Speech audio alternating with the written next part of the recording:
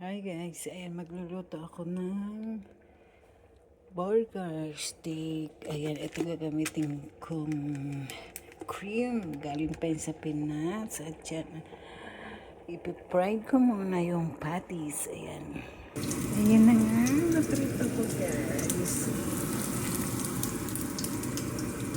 Ang mga patties na naprito ko at meron pati po. Ayan na nga guys.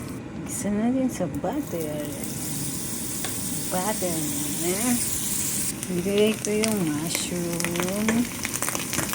At ilalagay natin yung cream of mushroom. Ayan. Madami-dami. Siyempre, lalagyan natin yan ng konting tubig. Ayan na nga guys, ang niluto kong burger patties. At ang ginamit ko dyan ay ganta. Ayan, ayan. Galing pa yan sa Pinas. Patuyo-tuyuin ko lang ng konti.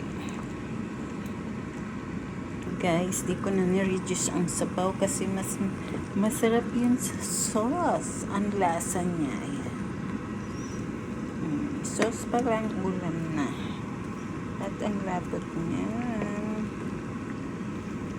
Version ko ng burger steak. Ayan guys. Ayan. Medyo marami pa siyang sauce pero sauce pa lang ulam na kaya okay lang.